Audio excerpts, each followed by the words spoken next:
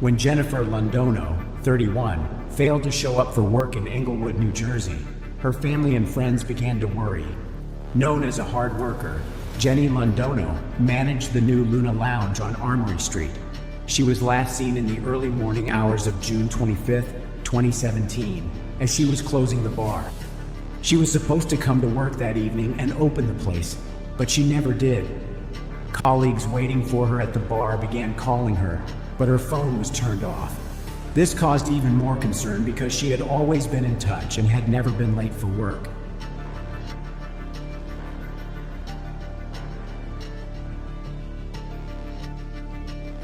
Jennifer lived alone, and when it became clear that she was not home, her loved ones contacted the police station to report her missing.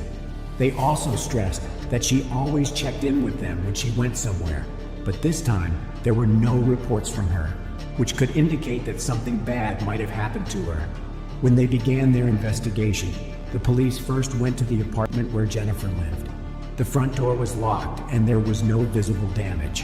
When the police were able to get inside, they saw nothing suspicious. At first glance, there was absolutely nothing to indicate that the missing person's apartment was a crime scene. The place was clean and tidy, and nothing of value had been touched. After finding no clues at Jennifer's apartment, the police went to the bar where she worked as a manager. After talking to the staff at the establishment, they found that Jennifer had no conflicts with either the bar patrons or the employees. Everyone spoke very highly of her and described her as a kind, helpful person.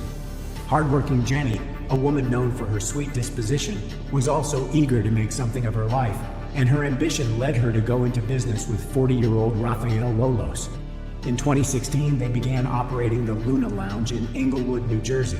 It was a popular bar, and while Lolos was the money behind the business, Jenny was the manager. Jenny had a natural rapport with the customers and was key to the bar's success. They said she was a breath of fresh air, and her happiness was contagious. As it turned out during a conversation with the bar staff, Jennifer and Rafael were not only in a business relationship, but also in a romantic one, and they were not hiding it from anyone.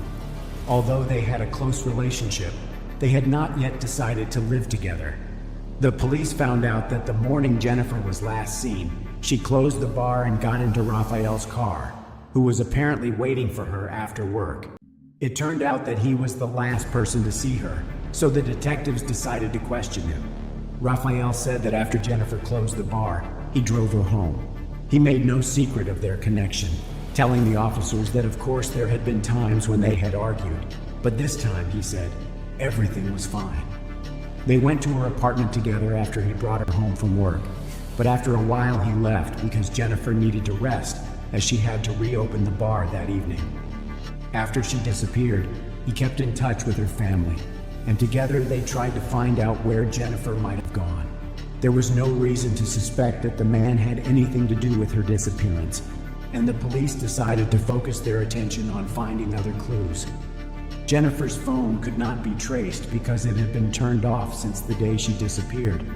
The last signal from it was picked up by a cell tower near her home. Neighbors were also interviewed, and no one saw or heard anything suspicious. The police contacted the bank where Jennifer was a customer. Very often the information about the movement of money in the bank account allows to find out the whereabouts and fate of its owner. This case was no exception. When the bank provided the police with the data they were interested in, they were very surprised. It turned out that Jennifer's bank card had been used even after she went missing. This led investigators to believe that she was deliberately hiding for some reason. But Jennifer's family was confident that she would not have gone missing on her own and would not have allowed her family to worry about her. The police decided to find out more about when, where, and what the card had been used for. Meanwhile, 2 days after Jennifer went missing, on June 27th, a passerby noticed a strange object in the water at Pier 44 in Brooklyn. The man who noticed it stared at it for a long time and couldn't figure out what it was.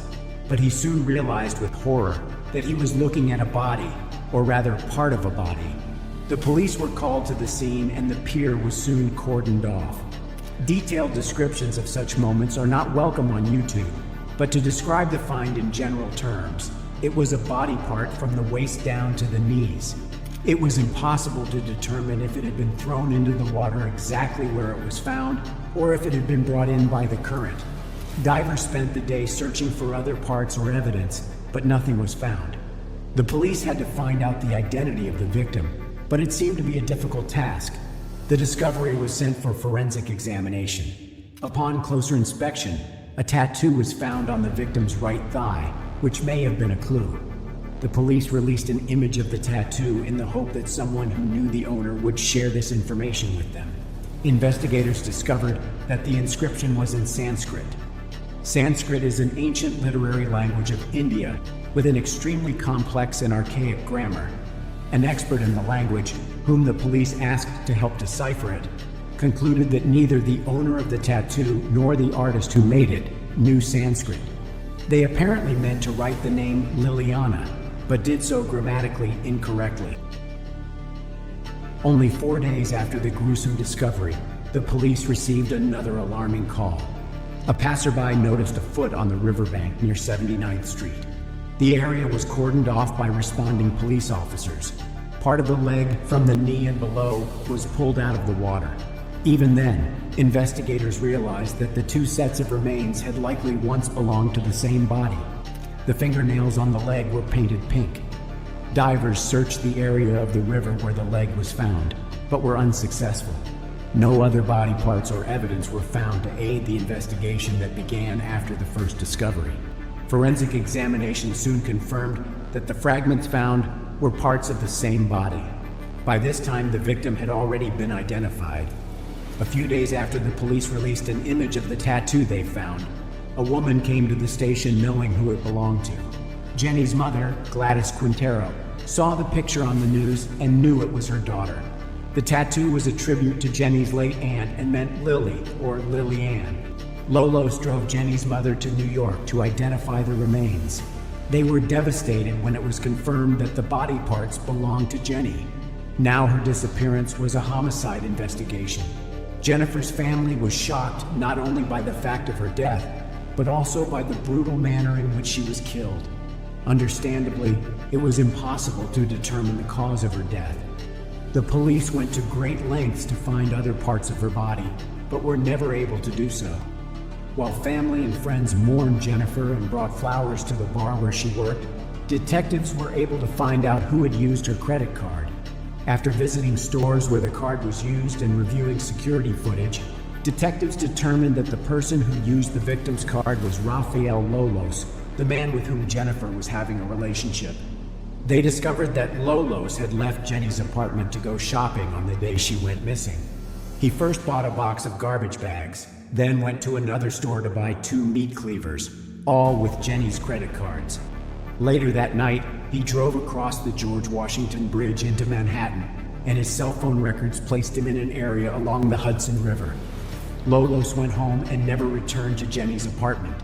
It would be 2 days later that the torso would surface.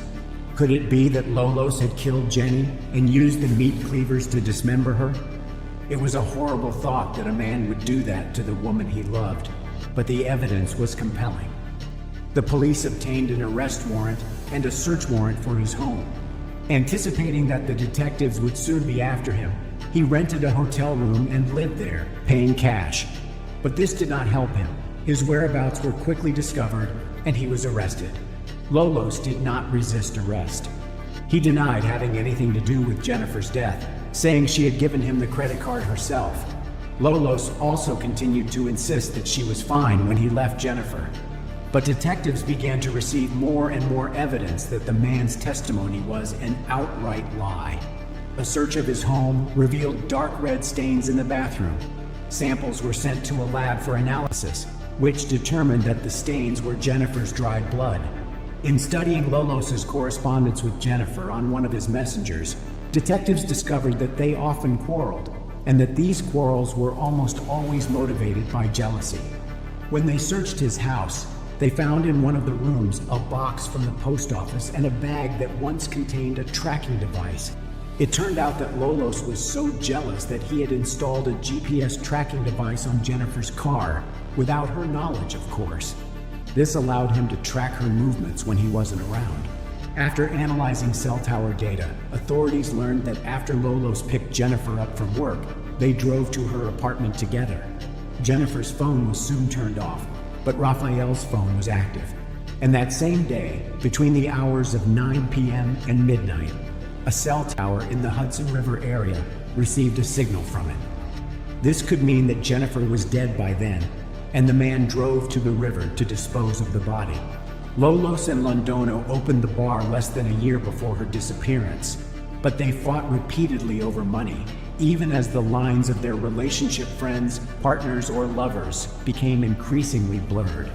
Correspondence between them revealed that Raphael called Jennifer a gold digger, while his other messages alternated between threats, apologies, and declarations of love.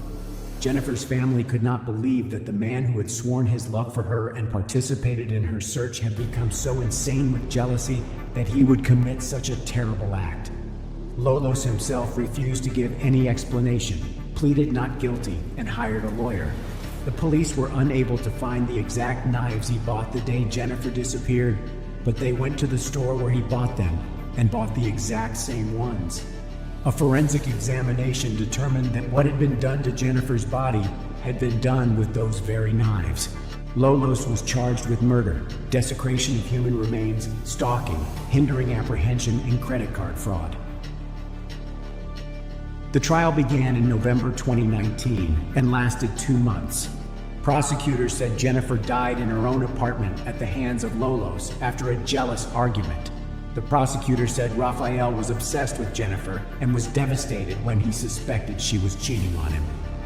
Lolos's attorneys, for their part, stressed to the court that the state had no evidence of how Jennifer actually died. There were no signs of a struggle in her apartment, and there were no marks in the bathtub where the dismemberment allegedly occurred. The defense argued that it proved Lolos's innocence, while the prosecution argued that it was evidence of concealment of evidence. According to the prosecutor, sometimes the absence of evidence is evidence. It is evidence of the concealment of traces of the crime. Jennifer's bathtub was so clean that her own DNA could not be found there. There was not a single hair, not even the smallest hair, not a particle of skin, nothing.